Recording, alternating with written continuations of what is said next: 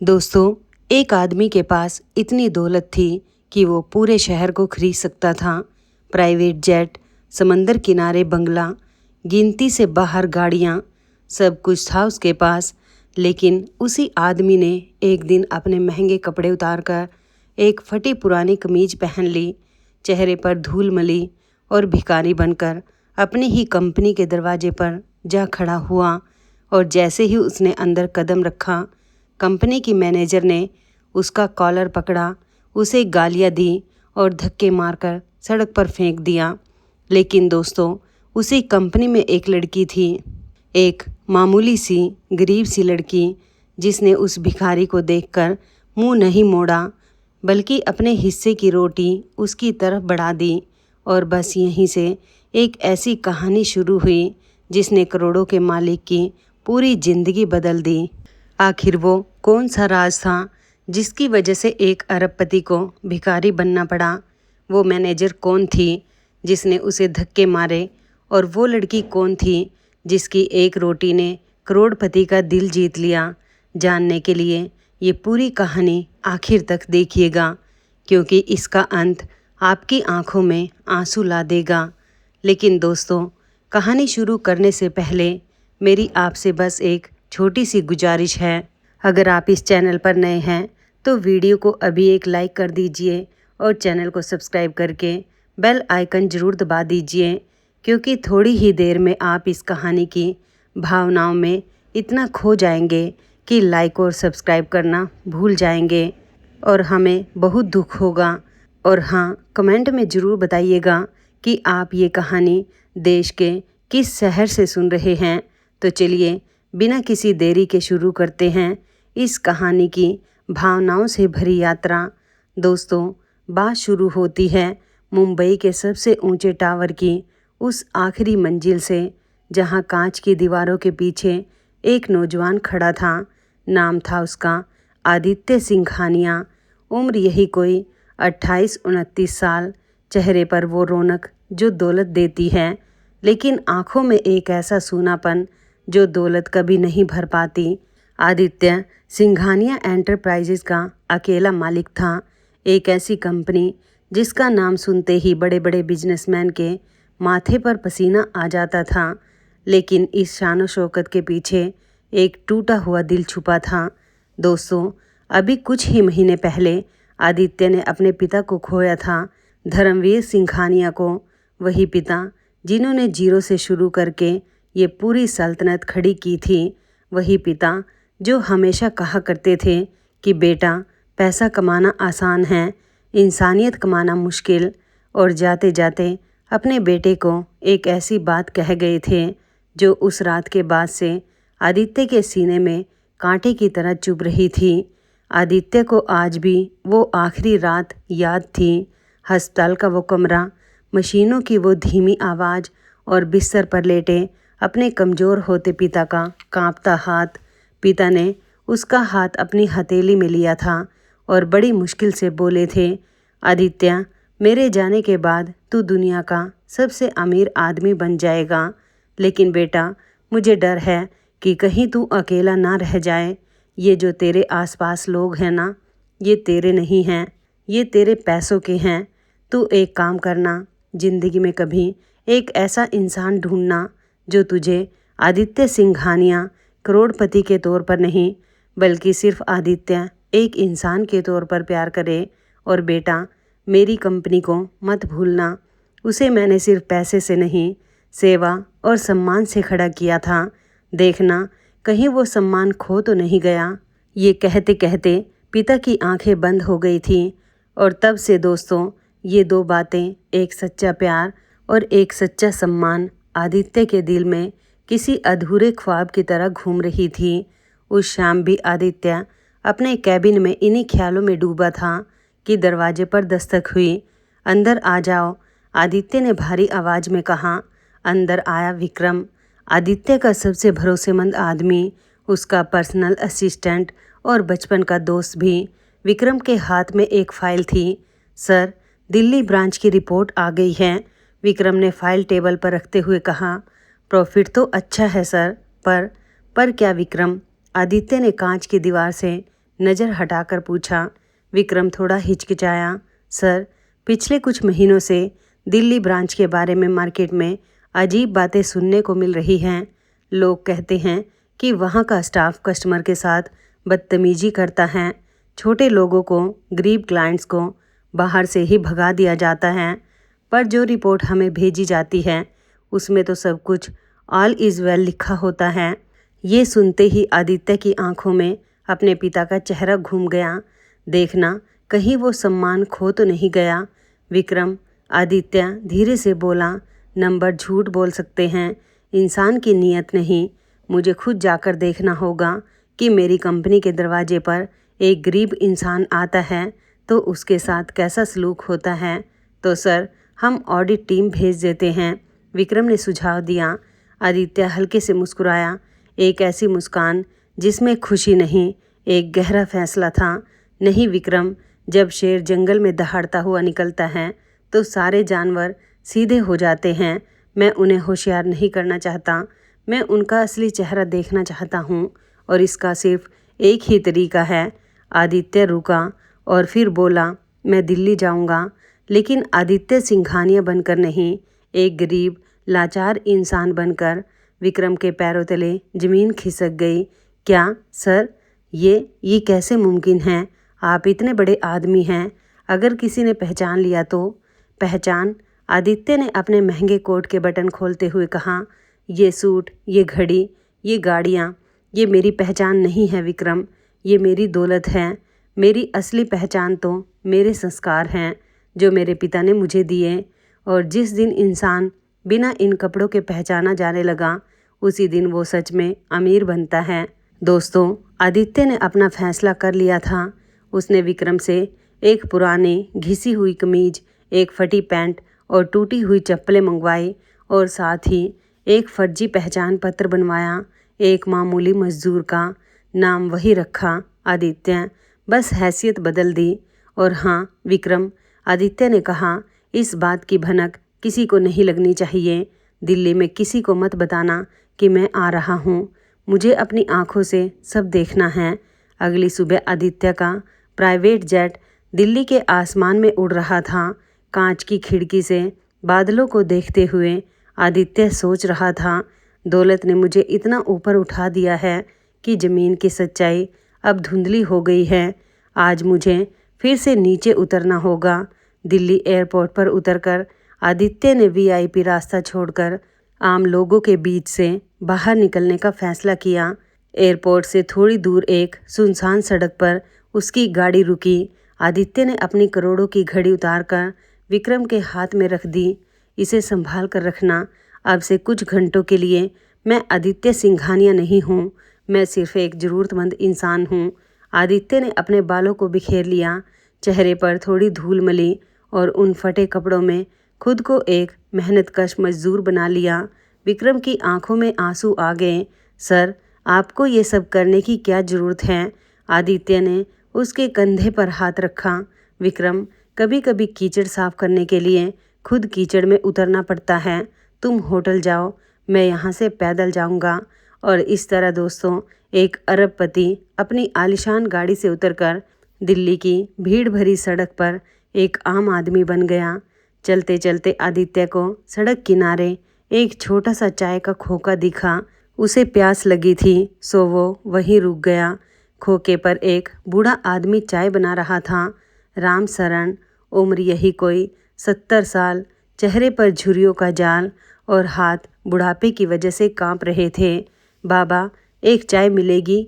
आदित्य ने बड़े प्यार से पूछा। बूढ़े राम शरण ने चौंक कर देखा।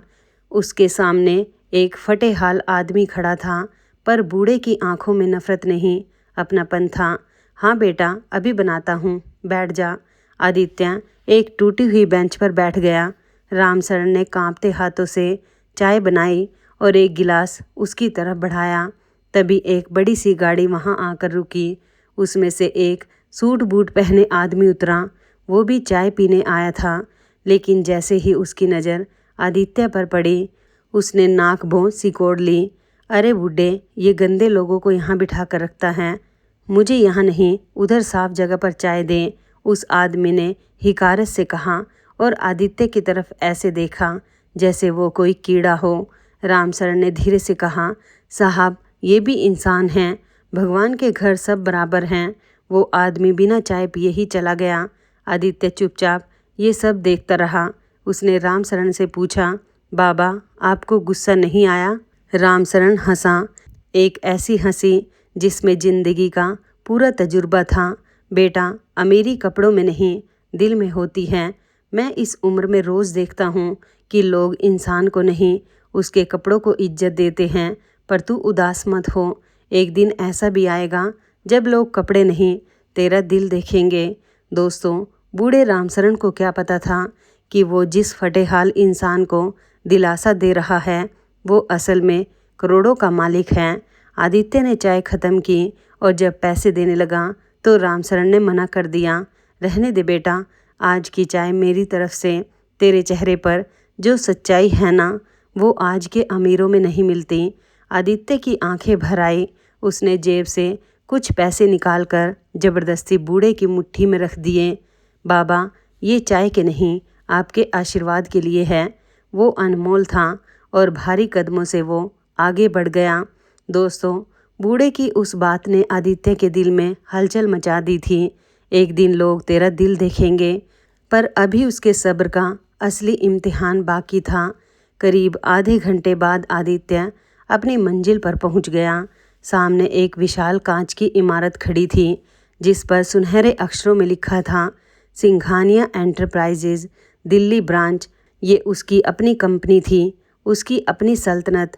आदित्य ने एक पल रुककर उस इमारत को देखा, उसके पिता का सपना, और फिर एक गहरी सांस लेकर वो मुख्य द्वार की तरफ बढ़ा।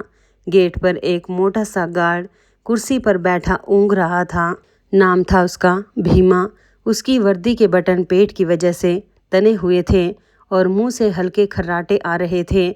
जैसे ही आदित्य ने गेट को छुआ, उसकी चरमराती आवाज़ से भीमा की नींद टूट गई। उसने अपनी लाल आंखें मलकर सामने एक फटेहाल आदमी को देखा और उसकी नींद का नशा तुरंत गुस्से में बदल गया। अबे ओए! भीमा कुर्सी से उछलकर डंडा पकड़े चिल्लाया, किधर मुंह उठाकर चला आ रहा है बे? आंखें नहीं हैं क्या? ये सिंघानिया कंपनी है, कोई धर्मशाला नहीं। आदित्य ने बड़ी विनम्रता से सिर झुकाया। साहब नमस्ते। मैं? छी छी, क्या बदबू मार रहा है तू? भीमा ने नाक सिकोड़ते हुए आदित्य के सीने पर डंडा टिका दिया। देख नहीं रहा, यहाँ बड़े बड़े साहब लोग आते हैं, तू तो नाली से निकला मेंढक लग रहा है। चल भाग यहाँ से। आदित्य ने अपने गुस्से को पी लिया। उसने जेब से अपना फर्जी पहचान पत्र निकाला। साहब, मैं भिखारी नहीं हूँ, मैं यहाँ सफाई कर्मचारी की नौकरी के लिए आया हूँ, मुझे बुलाया गया है। भीमा ने झपट्टा मारकर कार्ड छीना, उसे ऊपर से नीचे तक घूरा और फिर कार्ड को ज़मीन पर फेंक दिया। उठा ले इसे और सुन, अंदर जाकर सीधे पीछे वाले रास्ते से जाना, किसी बड़ी कुर्सी की तरफ देखना भी मत, तेरी औकात पीछे के गंदे रास्ते की है। आदित्य ने चुपचाप झुककर अपने नाम का वो कार्ड उठाया, उसकी धूल झाड़ी और अंदर चला गया। उसका नाम, जो बिजनेस की दुनिया में सम्मान का प्रतीक था, आज धूल में पड़ा था। पर आदित्य का सिर अब भी गर्व से ऊंचा था। जैसे ही आदित्य इमारत के अंदर दाखिल हुआ, माहौल बदल गया। ठंडी एसी की हवा, चमकता हुआ फर्श, दीवारों पर महंगी पेंटिंग्स, ये सब आदित्य के पिता की पसंद था। पर आज उसे ये सजावट खोखली लग रही थी क्योंकि अंदर का नज़ारा कुछ और ही कहानी कह रहा था। ऑफिस का समय शुरू हो चुका था, लेकिन काम के नाम पर वहाँ एक पिकनिक जैसा माहौल था। कई कर्मचारी अपनी कुर्सियों पर बैठे मोबाइल चला रहे थे, हंस हंस कर गप्पे मार रहे थे, चाय की चुस्कियाँ ले रहे थे। किसी को कंपनी, क्लाइंट्स या काम की कोई परवाह नहीं थी। आदित्य को याद आया कि दिल्ली से जो रिपोर्ट उसे भेजी जाती थी उसमें लिखा होता था, स्टाफ पूरी लगन से काम कर रहा है। ये लगन यहाँ साफ दिख रही थी। आदित्य धीरे धीरे चलते हुए उस भीड़ के पास पहुँचा। उसके फटे कपड़ों से आती धूल और पसीने की महक उस महंगी परफ्यूम वाली हवा में घुल गई। एक एक करके सबने नाक सिकोड़ी और मुड़कर देखा। उफ, ये क्या बदबू है? एक महिला कर्मचारी ने फाइल नाक पर रखते हुए कहा। ये भिखारी अंदर कैसे आ गया? तभी उस भीड़ के बीच से एक आदमी उठा, टाइट फिटिंग शर्ट, बालों में ढेर सारा जेल और चेहरे पर एक अजीब सा घमंड। ये था कबीर, कंपनी का असिस्टेंट मैनेजर और मैनेजर रागिनी मल्होत्रा का खास आदमी, उसका प्रेमी भी। कबीर खुद को इस जगह का राजा समझता था। कबीर एक शिकारी की तरह आदित्य की तरफ बढ़ा। क्यों बे, रास्ता भूल गया है या भीख मांगने की नई जगह ढूंढ रहा है? उसने कड़क आवाज में पूछा। साहब, मैं सफाई के काम के लिए आया हूँ, आदित्य ने धीरे से कहा। चुप, कबीर दहाड़ा। जब मैं बात कर रहा हूँ तो बीच में मत बोल। साले फटीचर, तू अंदर घुसा कैसे? गार्ड सो रहा था क्या? कबीर ने आदित्य की गंदी शर्ट को उंगली से छूने का नाटक किया और फिर झटक दिया। देख रहे हो दोस्तों, उसने पीछे अपने चमचों से कहा, ये शायद हमारे डस्टबिन का खाना चेक करने आया है। पूरा स्टाफ ठहाके मारकर हंस पड़ा। उनकी हंसी किसी खंजर की तरह आदित्य के दिल में चुभ रही थी, पर आदित्य चुप रहा। उसने तय किया था कि वो अपनी पहचान नहीं बताएगा जब तक कि उसे अपनी कंपनी का असली चेहरा पूरी तरह दिख न जाए। साहब, मैं बस अपना काम करना चाहता हूँ, मुझे कोई परेशानी नहीं चाहिए, आदित्य ने नरमी से कहा। कबीर का गुस्सा सातवें आसमान पर पहुँच गया। उसने आओ देखा ना ताओ और एक जोरदार थप्पड़ आदित्य के गाल पर जड़ दिया। चटाक, उस थप्पड़ की आवाज़ पूरे हॉल में गूंज गई। आदित्य का चेहरा एक तरफ घूम गया। गाल पर जलन हुई, पर उससे ज़्यादा जलन उसके दिल में हुई। ये थप्पड़ आदित्य सिंघानिया के गाल पर नहीं, बल्कि उसके पिता के उन असूलों पर पड़ा था जिन पर यह कंपनी खड़ी थी। और दोस्तों, जो हुआ उसने आदित्य की रूह को छलनी कर दिया। वहाँ खड़े कर्मचारी डरने या अफसोस करने की बजाय तालियां बजा बजाकर हंसने लगे। वाह कबीर सर, क्या शॉट मारा, एक बोला। भिखारी को पता चल गया कि बॉस कौन है, दूसरा हंसते हुए बोला। आदित्य ने अपना गाल सहलाया और धीरे से अपना चेहरा सीधा किया। उसकी आंखों में अब आंसू नहीं, एक ठंडी आग थी। उसने सोचा, जिस कंपनी को मेरे पिता ने सम्मान की नींव पर खड़ा किया, आज वहाँ एक गरीब की इतनी भी इज्जत नहीं। और ठीक उसी वक्त दोस्तों, इस कहानी में एंट्री हुई उस लड़की की जिसने आदित्य की पूरी जिंदगी बदल देनी थी। हॉल के एक कोने में एक छोटी सी डेस्क पर एक लड़की बैठी थी, नंदिनी। एक साधारण सूती सलवार कमीज में, बालों की एक सीधी चोटी और चेहरे पर वो मासूमियत जो दिखावे की दुनिया में बहुत कम मिलती है। नंदिनी इस कंपनी में एक मामूली डाटा एंट्री क्लर्क थी। वो इस घमंडी भीड़ का हिस्सा नहीं थी। वो चुपचाप अपना काम करती और शाम को घर चली जाती। उसकी अपनी एक दुनिया थी, एक बीमार माँ और एक छोटा भाई जिसकी पढ़ाई का सारा बोझ उसके इन्हीं कमज़ोर कंधों पर था। जब कबीर ने आदित्य को थप्पड़ मारा और पूरा हॉल हंसा तो नंदिनी का दिल कांप गया।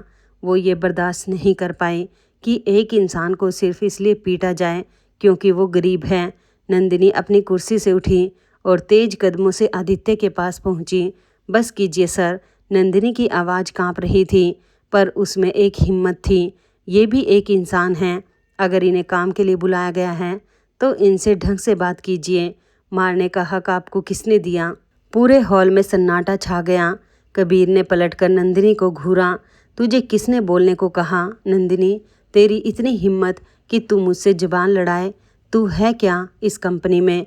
एक मामूली क्लर्क, चुपचाप अपनी सीट पर जाकर बैठ, वरना तेरी नौकरी चली जाएगी। नंदिनी डरी नहीं।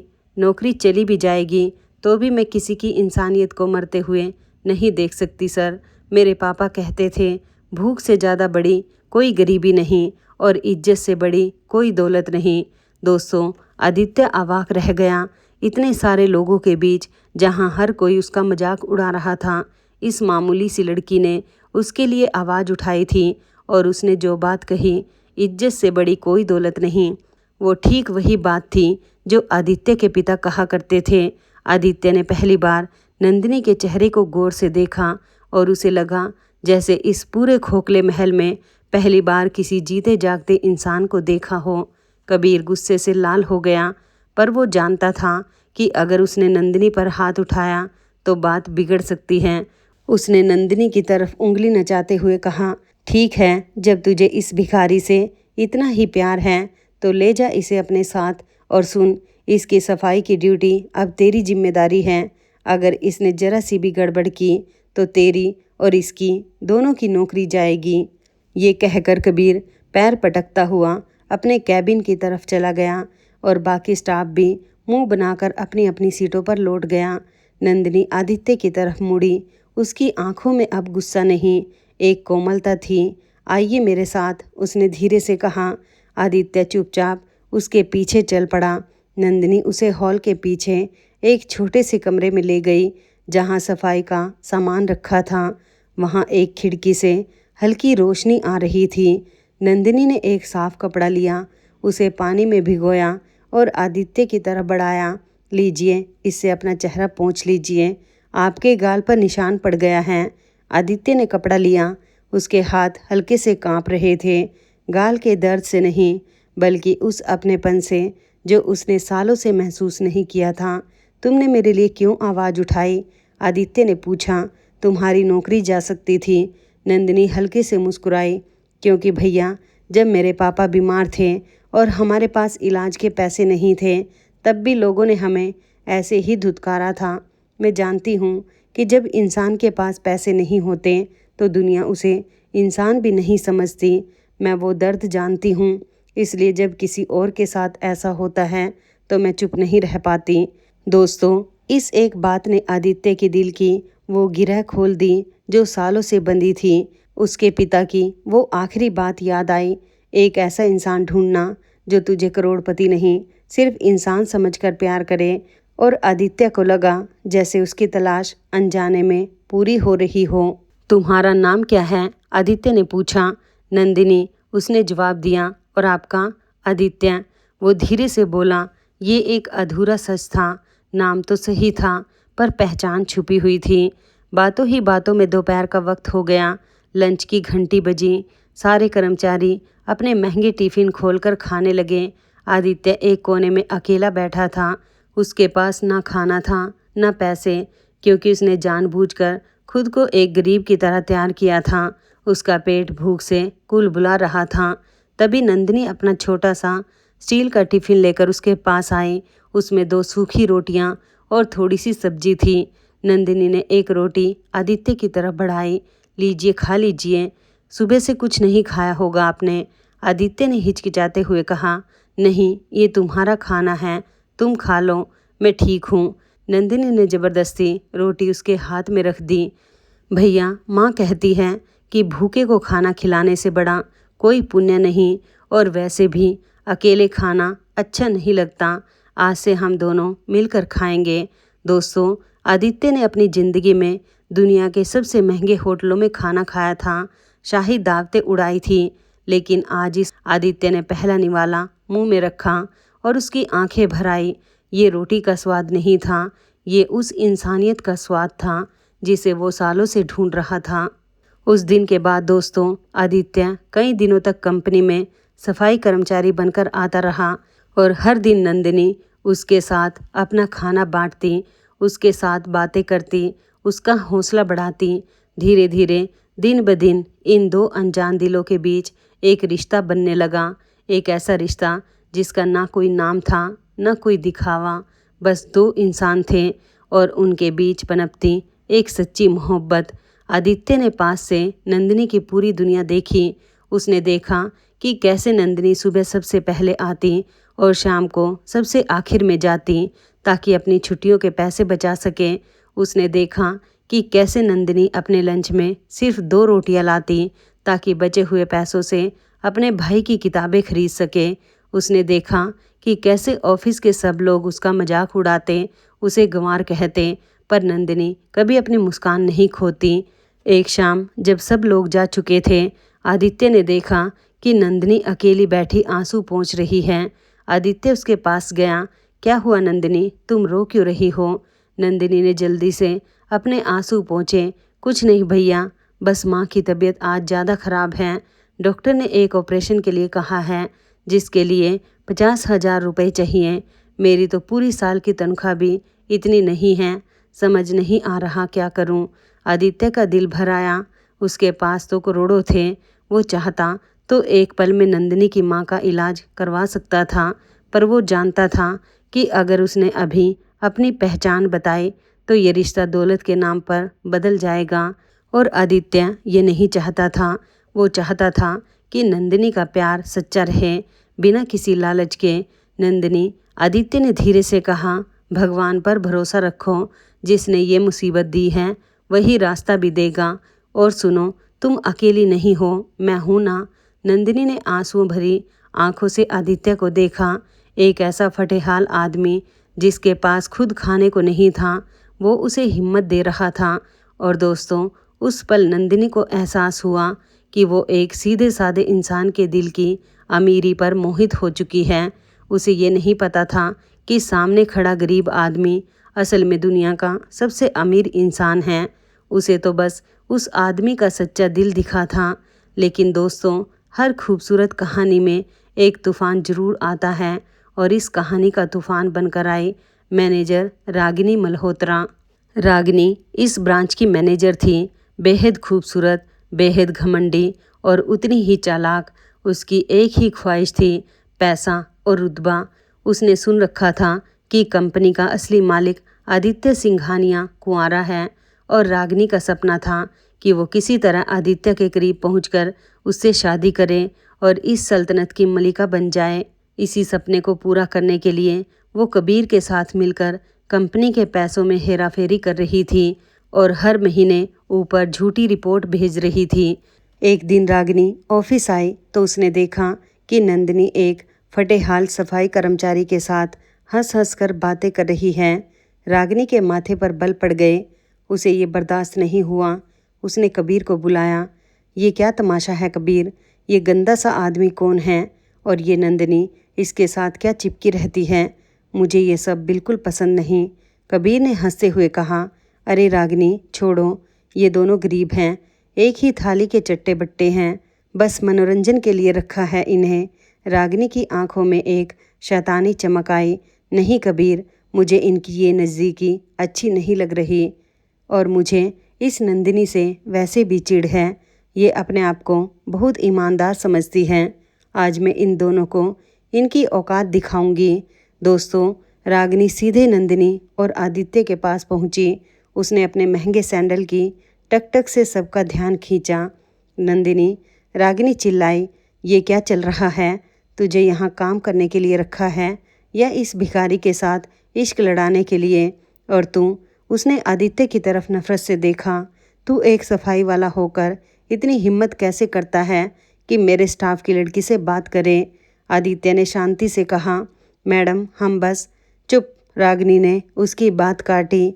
तेरी जैसे कूड़े को मुंह खोलने का हक नहीं है। फिर वो नंदिनी की तरफ मुड़ी।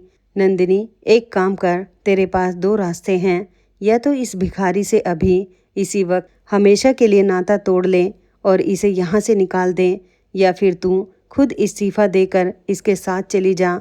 बोल, क्या मंजूर है तुझे? पूरे ऑफिस में सन्नाटा छा गया। सबकी नज़रें नंदिनी पर थी। एक तरफ उसकी नौकरी थी जिस पर उसकी बीमार माँ और भाई की ज़िंदगी टिकी थी, और दूसरी तरफ वो इंसान था जिसकी इंसानियत से वो प्यार करने लगी थी।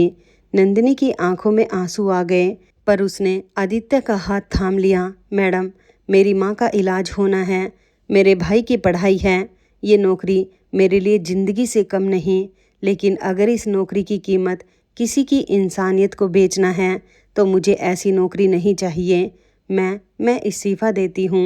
दोस्तों, आदित्य के पैरों तले ज़मीन खिसक गई। ये लड़की जिसके पास खुद खोने को सब कुछ था, अपनी पूरी ज़िंदगी दांव पर लगाकर एक भिखारी का साथ चुन रही थी।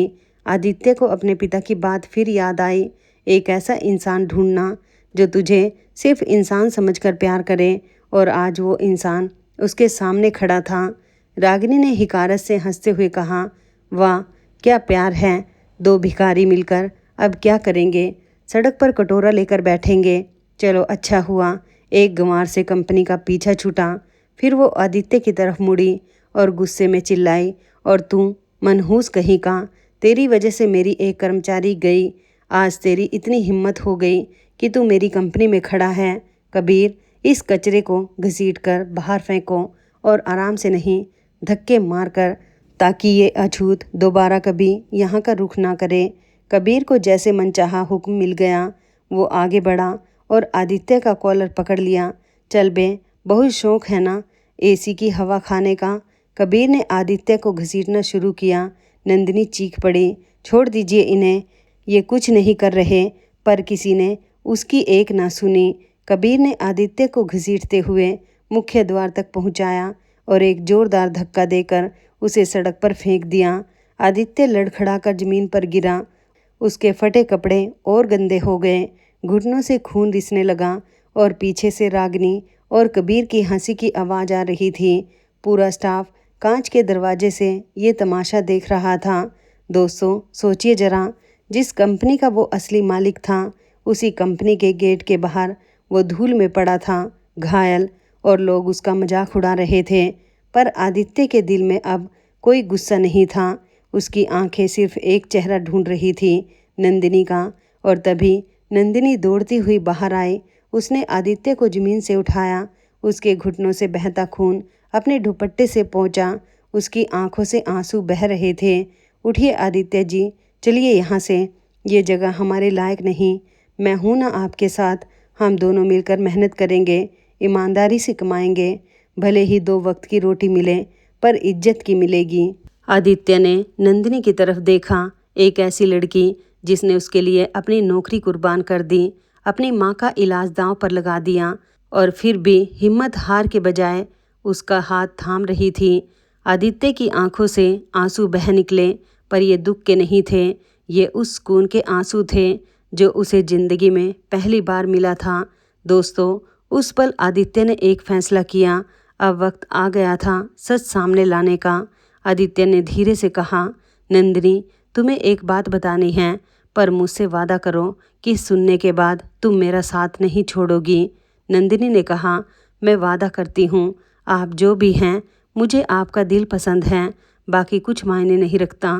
आदित्य ने अपनी जेब से एक फ़ोन निकाला। ये कोई मामूली फ़ोन नहीं था, बल्कि एक सैटेलाइट फ़ोन था जो उसने इमरजेंसी के लिए छुपा कर रखा था। उसने एक नंबर डायल किया। विक्रम, आदित्य ने कहा, गाड़ी लेकर कंपनी के गेट पर आ जाओ, और हाँ, मेरी असली पहचान वाले कागज़, मेरी घड़ी और मेरा सूट भी लेकर आना। अब इस नाटक का पर्दा गिराने का वक्त आ गया है। नंदिनी हैरानी से उसे देख रही थी। आदित्य जी, आप किससे बात कर रहे हैं? कौन सी पहचान, कौन सी गाड़ी? आदित्य ने उसका हाथ अपने हाथ में लिया। नंदिनी, मेरा पूरा नाम सिर्फ आदित्य नहीं है, मेरा पूरा नाम है आदित्य सिंघानिया। नंदिनी एक पल के लिए ठिठक गई। सिंघानिया मतलब ये कंपनी? हाँ नंदिनी, आदित्य ने कहा, ये कंपनी, ये पूरी सल्तनत मेरी है। मैं इस सिंघानिया एंटरप्राइजेज़ का मालिक हूँ। मैं भिखारी नहीं हूँ।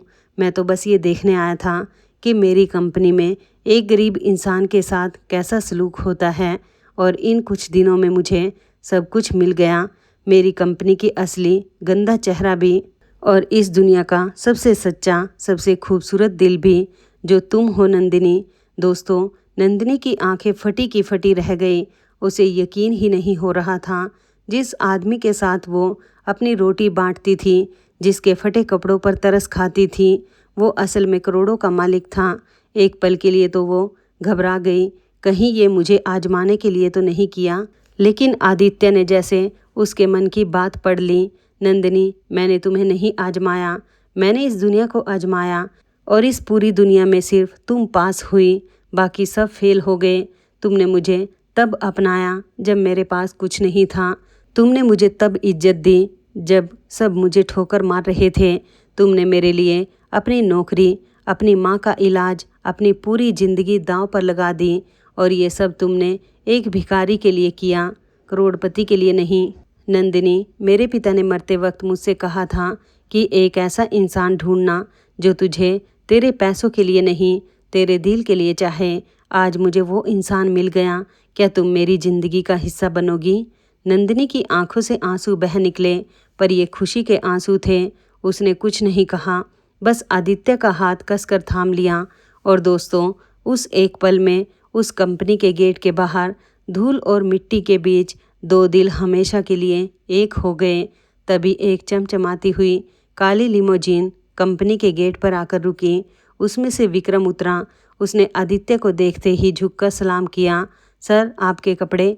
आदित्य गाड़ी के पीछे गया और कुछ ही मिनटों में बाहर निकला। अब वो फटेहाल मजदूर नहीं था।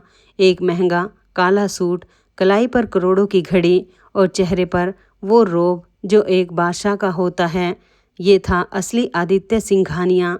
जब आदित्य ने कंपनी के मुख्य द्वार में कदम रखा तो गार्ड भीमा, जिसने सुबह उसे धक्के दिए थे, उसे पहचान न सका। पर विक्रम ने आदित्य का स्वागत करते हुए जोर से कहा, welcome sir, Aditya Singhania sir, हमारे चेयरमैन और मालिक। ये नाम सुनते ही भीमा के पैरों तले जमीन खिसक गई। उसने आदित्य के चेहरे को पहचाना। ये तो वही था जिसे उसने सुबह नाली का मेंढक कहा था, जिसका पहचान पत्र धूल में फेंका था। भीमा थर थर काँपते हुए आदित्य के पैरों में गिर पड़ा। मालिक, माफ़ कर दो, मैं अंधा था, मैं पहचान नहीं पाया, मुझे माफ़ कर दो। आदित्य ने उसे पैर से धक्का नहीं दिया, बल्कि शांति से कहा, उठो भीमा, तुमने मुझे नहीं पहचाना, इसका मुझे दुख नहीं। दुख इस बात का है कि तुमने एक गरीब इंसान को इंसान नहीं समझा। अगर मैं सच में एक गरीब मजदूर होता तो तुम्हारा हिसाब बाद में होगा। आदित्य पूरे रोब के साथ हॉल में दाखिल हुआ। नंदिनी उसके साथ थी। जैसे ही स्टाफ ने आदित्य को इस रूप में देखा और विक्रम के मुंह से मालिक शब्द सुना तो पूरे हॉल में सन्नाटा छा गया। वही लोग जो कुछ देर पहले आदित्य का मजाक उड़ा रहे थे, अब डर के मारे अपनी कुर्सियों से उठ खड़े हुए और सिर झुका लिया। तभी अपने कैबिन से रागिनी और कबीर बाहर निकले। रागिनी ने सोचा कि कोई बड़ा मेहमान आया है, तो वो एक बनावटी मुस्कान के साथ आगे बढ़ी। वेलकम सर, मैं रागिनी मल्होत्रा, इस ब्रांच की मैनेजर। आपका हमारी कंपनी में स्वागत है। आदित्य ने रागिनी की तरफ देखा, एक ठंडी गहरी नज़र से। मुझे जानती हो रागिनी? जी सर, आप कोई बड़े बिजनेसमैन लग रहे हैं, रागिनी ने चापलूसी से कहा। आदित्य हल्के से कड़वाहट भरी हंसी हंसा। बड़ा बिजनेसमैन? रागिनी, मैं इस कंपनी का मालिक हूँ, आदित्य सिंघानिया। ये नाम सुनते ही रागिनी और कबीर के पैरों तले जमीन खिसक गई। रागिनी का चेहरा सफ़ेद पड़ गया, मानो खून की एक भी बूंद ना बची हो। कबीर को अचानक वो थप्पड़ याद आया जो उसने सुबह आदित्य के गाल पर मारा था। उसके हाथ पैर कांपने लगे, माथे पर पसीने की बूंदें छलक आई। रागिनी लड़खड़ाती हुई आदित्य के पैरों में गिर पड़ी। सर, मुझे माफ़ कर दीजिए, मुझे नहीं पता था कि आप ही मालिक हैं, मैंने आपको पहचाना नहीं। प्लीज़ सर, एक मौका दे दीजिए। आदित्य ने एक कदम पीछे हटकर अपना पैर खींच लिया। उठो रागिनी, मेरे पैरों में मत गिरो, तुम्हें मुझसे माफ़ी नहीं मांगनी चाहिए। आदित्य ने रागिनी की तरफ इशारा किया। माफ़ी अगर मांगनी है तो इससे मांगो, उस लड़की से जिसने तुम्हारे जुल्म के सामने सच का साथ देने के लिए अपनी नौकरी कुर्बान कर दी, उस लड़की से जिसने एक भिखारी को इंसान समझा जबकि तुम जैसे पढ़े लिखे लोग उसे कीड़ा समझ रहे थे। रागिनी और कबीर की नज़रें झुक गई। आदित्य की आवाज़ अब शेर की तरह गरज रही थी। रागिनी, तुम्हें पता है तुम्हारा सबसे बड़ा गुनाह क्या है? ये नहीं कि तुमने मुझे नहीं पहचाना, तुम्हारा गुनाह ये है कि तुमने सोचा कि अगर सामने वाला गरीब है तो उसके साथ कुछ भी किया जा सकता है। तुम कहती हो कि तुम्हें नहीं पता था कि मैं मालिक हूँ। मतलब अगर मैं सच में एक गरीब मजदूर होता तो ये सारा जुल्म जायज़ था। क्या गरीब इंसान नहीं होता? क्या उसका कोई सम्मान नहीं होता? आदित्य रुका और फिर बोला, और तुम कबीर, तुमने मुझे थप्पड़ मारा, मैं तुझे वो थप्पड़ वापस नहीं मारूंगा क्योंकि उससे मेरे हाथ गंदे हो जाएंगे, लेकिन उस थप्पड़ की गूंज तुझे पूरी ज़िंदगी सुनाई देगी। तुम दोनों ने मिलकर मेरी कंपनी को अंदर से दीमक की तरह खाया है। मुझे सब पता है, पैसों की हेरा फेरी, झूठी रिपोर्ट्स, सब। ये सुनकर रागिनी और कबीर के होश उड़ गए। आदित्य ने विक्रम की तरफ देखा। विक्रम, इन दोनों के खिलाफ हेरा फेरी का पूरा सबूत तैयार है। इन्हें अभी इसी वक्त नौकरी से निकालो और जो पैसा इन्होंने कंपनी से चुराया है उसका हिसाब कानून करेगा। रागिनी रोने लगी। नहीं सर, प्लीज़, मैं बर्बाद हो जाऊंगी। आदित्य ने ठंडी आवाज़ में कहा, तुमने नंदिनी को 2 रास्ते दिए थे ना, अब मैं भी तुम्हें एक रास्ता दे रहा हूँ, यहाँ से चली जाओ इससे पहले कि मेरा सब्र टूट जाए। और हाँ, जिस इज्जत को तुमने पैसे से तोला था उसे अब पूरी जिंदगी ढूंढती रहोगी, पर वो नहीं मिलेगी। दोस्तों, रागिनी और कबीर सिर झुकाए हारे हुए जुआरियों की तरह वहाँ से निकल गए। पूरा ऑफिस जो कुछ देर पहले डर से कांप रहा था, अब एक नई इज्जत से आदित्य को देख रहा था। आदित्य पूरे स्टाफ की तरफ मुड़ा। देखो, मैं तुम सबको नौकरी से नहीं निकाल रहा, मैं तुम्हें एक मौका दे रहा हूँ, पर याद रखना इस कंपनी में अब से कस्टमर और इंसान दोनों की इज्जत होगी, चाहे वो अमीर हो या गरीब। मेरे पिता ने ये कंपनी सेवा और सम्मान पर खड़ी की थी और अब ये उसी पर चलेगी। जो ये नहीं कर सकता वो आज ही चला जाए। सारे कर्मचारियों ने सिर झुकाकर हाँ में हाँ मिलाई। उन्हें अपनी गलती का एहसास हो चुका था। फिर आदित्य ने भीमा और सबसे ज़रूरी नंदिनी की तरफ देखा। उसने नंदिनी का हाथ थामकर सबके सामने ऐलान किया, और सुनो, ये जो लड़की है नंदिनी, जिसे आज तुम सब गंवार और गरीब कहकर मजाक उड़ाते थे, ये आज से इस कंपनी की और मेरे दिल की मलिका है। इसने वो किया जो तुम सब पढ़े लिखे लोग नहीं कर सके, इंसानियत निभाई। आज से नंदिनी इस ब्रांच की नई मैनेजर है और जल्द ही ये आदित्य सिंघानिया की पत्नी भी बनेगी। ये सुनकर नंदिनी की आंखों से खुशी के आंसू छलक पड़े। उसे यकीन ही नहीं हो रहा था कि एक मामूली सी रोटी से शुरू हुआ ये रिश्ता आज जिंदगी भर के साथ में बदल गया। लेकिन आदित्य जी, नंदिनी ने धीरे से कहा, मैं तो एक मामूली लड़की हूँ, मेरी माँ बीमार है, मेरा भाई पढ़ रहा है, मैं आपके लायक कैसे। आदित्य ने उसकी बात बीच में ही रोक दी। उसने नंदिनी की आंखों में देखते हुए कहा, नंदिनी, लायक तो मैं तुम्हारे नहीं हूँ, तुमने मुझे वो दिया जो दुनिया की कोई दौलत नहीं दे सकती थी, सच्चा प्यार और इज्जत। और रही बात तुम्हारी माँ की, तो अब वो सिर्फ तुम्हारी माँ नहीं, मेरी भी माँ है। उनका इलाज दुनिया के सबसे अच्छे अस्पताल में होगा और तुम्हारा भाई जो भी पढ़ना चाहे पढ़ेगा, क्योंकि अब तुम अकेली नहीं हो नंदिनी, अब हम साथ हैं। दोस्तों, उसी दिन आदित्य नंदिनी को उसके घर ले गया। नंदिनी की माँ जो बिस्तर पर बीमार पड़ी थी, जब उन्होंने सुना कि उनकी बेटी ने एक ऐसे इंसान का दिल जीता है जो ना सिर्फ अमीर है बल्कि दिल का भी अमीर है, तो उनकी आंखों से आंसू बहने लगे। आदित्य ने उनके पैर छुए और कहा, माँ, मुझे आशीर्वाद दीजिए, मैं आपकी बेटी का हाथ हमेशा के लिए थामना चाहता हूँ। बूढ़ी माँ ने कांपते हाथों से आदित्य के सिर पर हाथ रखा। जीते रहो बेटा, भगवान ने मेरी बेटी की सच्चाई का इनाम दे दिया। आज मुझे यकीन हो गया कि अच्छाई कभी बेकार नहीं जाती। कुछ ही दिनों में नंदिनी की माँ का ऑपरेशन हुआ और वो पूरी तरह ठीक हो गई। आदित्य ने अपना वादा निभाया। नंदिनी का भाई देश के सबसे अच्छे स्कूल में पढ़ने लगा। और दोस्तों, याद है वो बूढ़ा राम शरण चाय वाला जिसने आदित्य को कहा था कि एक दिन लोग तेरे कपड़े नहीं तेरा दिल देखेंगे। आदित्य उसे ढूंढते हुए वापस उसी खोखे पर गया। उसने रामशरण के हाथ थामकर कहा, बाबा, आपकी बात सच हो गई, एक लड़की ने मेरे कपड़े नहीं मेरा दिल देखा। और बाबा, अब आपको ये खोखा चलाने की ज़रूरत नहीं, मैंने आपके लिए एक छोटी सी दुकान का इंतज़ाम किया है ताकि आप इस बुढ़ापे में चैन से रह सकें। बूढ़े रामशरण की आंखों से आंसू बह निकले और उसने आदित्य को सीने से लगा लिया। कुछ महीनों बाद बड़ी धूमधाम से आदित्य और नंदिनी की शादी हुई। वो लड़की जो कभी 2 रोटियों के लिए तरसती थी, आज एक सल्तनत की मलिका बन चुकी थी। पर दोस्तों, दौलत के इस समंदर में भी नंदिनी नहीं बदली। वो आज भी उतनी ही सादी, उतनी ही नेक दिल रही। उसने आदित्य के साथ मिलकर कंपनी में एक नया नियम बनाया। अब सिंघानिया एंटरप्राइजेज में कोई भी गरीब, कोई भी ज़रूरतमंद आता तो उसे भीख नहीं, इज्जत और काम मिलता। और इस तरह दोस्तों, आदित्य के पिता का सपना पूरा हुआ। उनकी कंपनी फिर से सेवा और सम्मान के उन्हीं उसूलों पर लौट आई और आदित्य को वो मिल गया जिसे वो सारी दौलत के बावजूद ढूंढ रहा था, एक सच्चा प्यार, एक सच्चा साथ। दोस्तों, इस कहानी से हमें एक बहुत बड़ी सीख मिलती है। इंसान की असली पहचान उसके कपड़ों, उसकी गाड़ी या उसके बैंक बैलेंस से नहीं होती। इंसान की असली पहचान उसके दिल से, उसके संस्कारों से और दूसरों के प्रति उसके बर्ताव से होती है।